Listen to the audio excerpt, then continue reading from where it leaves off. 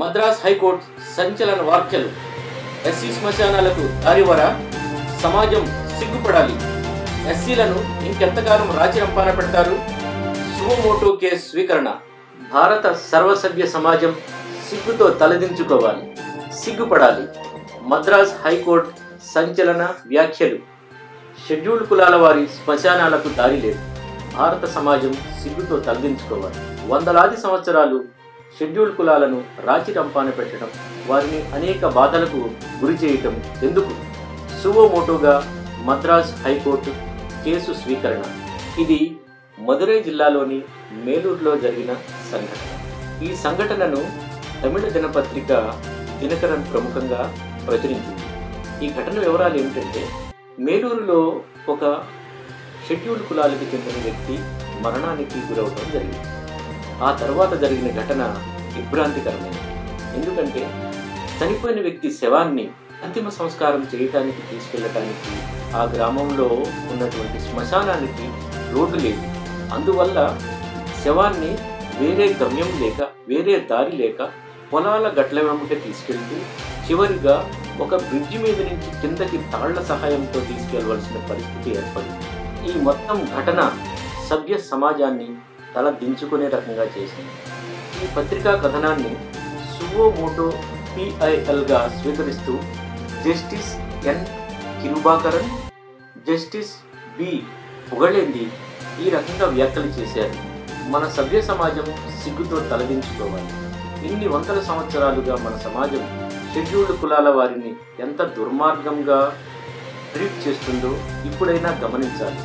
ఈ కేసు గురించి వ్యాఖ్యానిస్తూ జడ్జిలు కేంద్ర ప్రభుత్వం చట్టం చేసిన షెడ్యూల్డ్ కులాలు, scheduled tribes prevention of atrocities act 1989 కింద ఈ కులాల వారికి డిగ్నిటీ ఇవ్వటానికి, వారికి జరిగే అన్యాయాలను ఎదుర్కోవడానికి, వారి మీద జరిగే నేరాలను ఎదుర్కోవడానికి పార్లమెంటు తయారు చేసిన చట్టంగా పేర్కొన్నారు. కొన్ని సందర్భాల్లో ఈ చట్టం దుర్వినియోగం అయిందనే ఆరోపణలు వచ్చినప్పటికీ కూడా ఈ రోజుకి కూడా షెడ్యూల్డ్ కులాలు, షెడ్యూల్డ్ ట్రైబ్స్ వారికి సరైన సామాజిక న్యాయం అందటం లేదు. వారికి డిగ్నిటీ ఇంకా అందని ద్రాక్ష పండుగానే మిగిలిపోయింది. వారి గ్రామాలకు మౌలిక సదుపాయాలు లేవు. ఇంకా ఎంతకాలం పడుతుంది అని కోర్టు వ్యాఖ్యానించింది. షెడ్యూల్డ్ కులాల వారికి శ్మశానానికి వెళ్ళటానికి దారులు లేవు. శవాలకు కూడా తగిన ఆఖరి సంప్రదాయాలకు అనుగుణంగా వారికి సాంప్రదాయ రీతిలో శవాల ఖననం, శవాలకు అంత్యక్రియల నిర్వహణ కూడా కష్టంగా మారిపోయింది అనే విషయాన్ని ప్రముఖంగా హైకోర్టు జడ్జిలు ప్రస్తావించారు. ఈ వార్తను సువోమోటోగా PILగా స్వీకరించిన హైకోర్టు ఈ కేసులో ఆది ద్రావిడ ట్రైబల్ వెల్ఫేర్ డిపార్ట్మెంటును, రెవెన్యూ డిపార్ట్మెంటును, మున్సిపల్ అడ్మినిస్ట్రేషన్, వాటర్ సప్లై డిపార్ట్మెంటును ప్రతివాదులుగా చేర్చింది.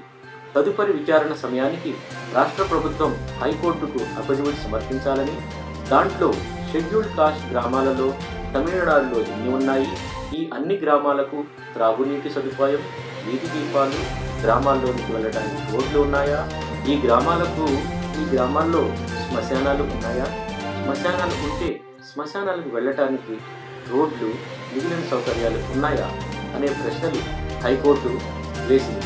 తదుపరి విచారణ తేదీకి రాష్ట్ర ప్రభుత్వం అఫిడవిట్లో ఈ అన్ని విషయాలు తెలియజేయాలని కోర్టు వ్యాఖ్యానించింది. 7G news legal bureau, Aristotle. 7G news మన బహుజనుల ఛానల్. లైక్ చేయండి, షేర్ చేయండి, సబ్స్క్రైబ్ చేయండి. యూట్యూబ్లో ప్రతి ఒక్క మాత్రం మర్చిపోవద్దు.